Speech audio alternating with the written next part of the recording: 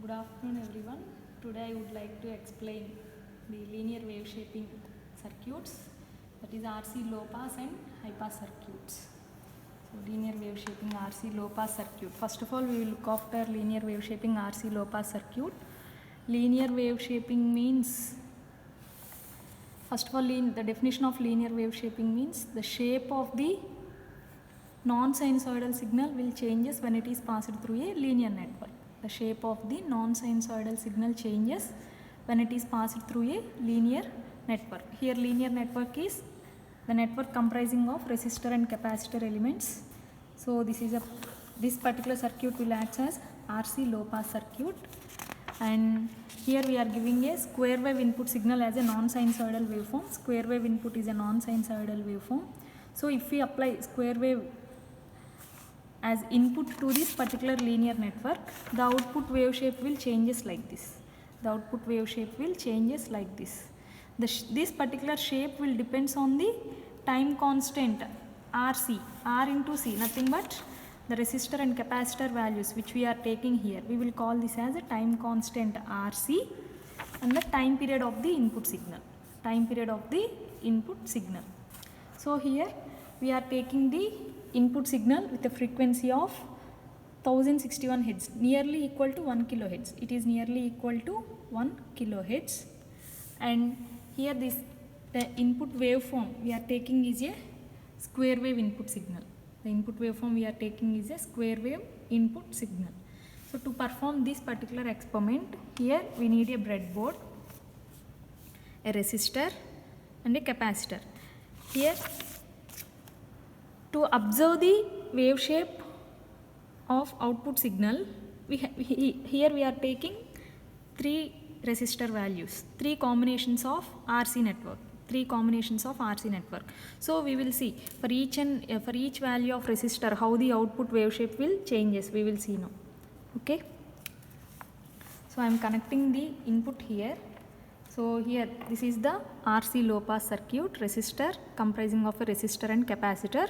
Now the input is applied to the resistor first end and output is collected across the capacitor. Output we will take across the capacitor. In such a way we will make the connections. So in channel 1 I had applied the input signal. In channel 1. So I am connecting from the function generator.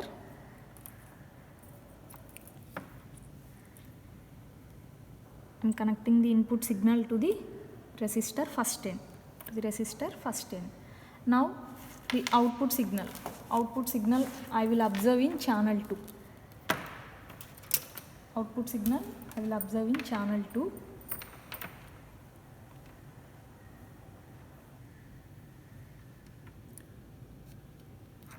And the output signal is taken across the capacitor here, or we can say resistor other end, that is across the capacitor like this. The circuit is connected like this. Input we had applied the resistor first end, that is square wave input, and output we will collect across the capacitor. Now this is the resistor R is 1 kilo ohm here and capacitor C is 0.1 microfarad. So the combination R into C, this R into C gives the 0.1 millisecond. R into C gives the 0.1 millisecond. So here the time constant, you can observe here resistor value we had taken is R is equal to 1 kilo ohm and C is 0.1 microfarad. So R into C is 0.1 millisecond. But the input signal frequency we had taken is the 1 kilohertz. That means the time period of the input signal is 1 millisecond. Time period of the input signal T is 1 millisecond. So if we compare this RC with our input signal time period T, here RC is very less than T. So in this condition, when RC is very less than T, in this condition, now we will observe the output waveform.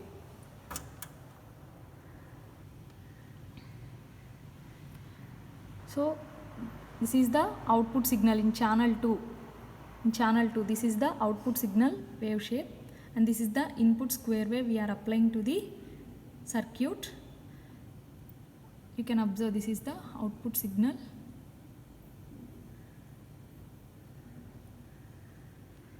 So here, so you can observe when the input is rising at this point, output is not suddenly rising. Why? Because that is due to the action of capacitor. Voltage across capacitor is slowly rising and reaches to its final value.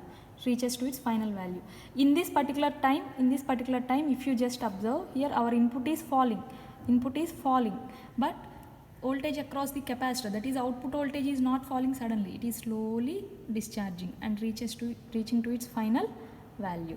Again, when the input is rising, increased from low value to high value, output, that is voltage across capacitor, will slowly rises. Okay, so this is the output waveform when RC is for less than T condition, first condition, that is when time constant of the circuit RC is very less than time period of the input signal. Now here I will change the value of resistor here. Now I am connecting 10 kilo ohm. This is the 10 kilo ohm resistor.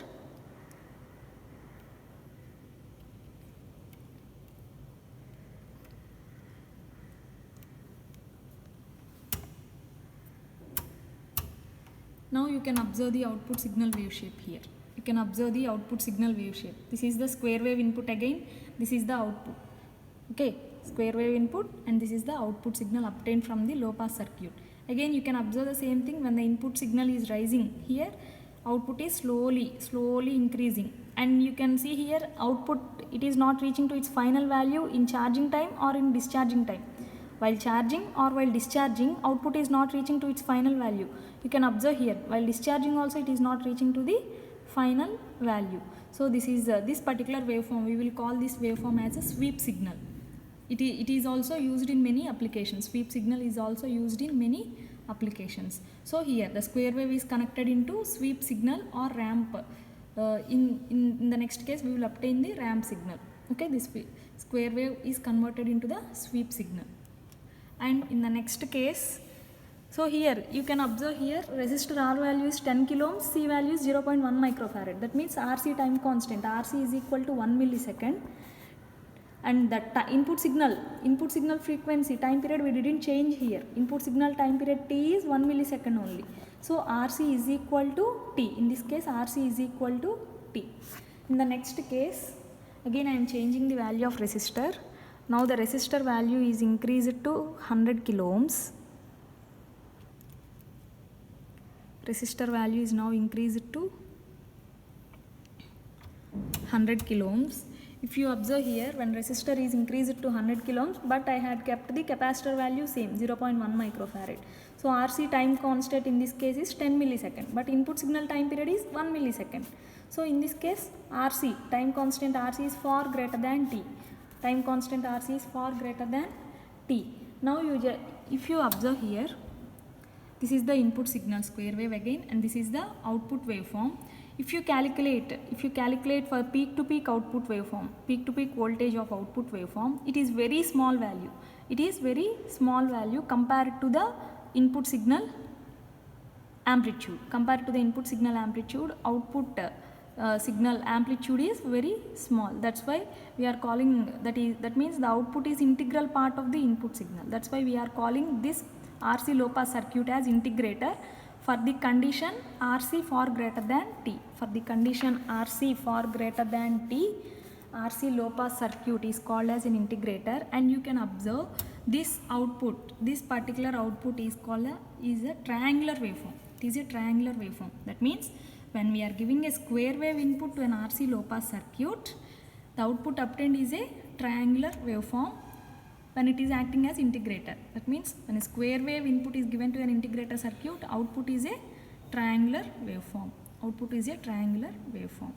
So in this way we can obtain the three shapes where the shape of the input signal square wave is changing at the output. Shape of the input signal is changing at the output. Okay, now.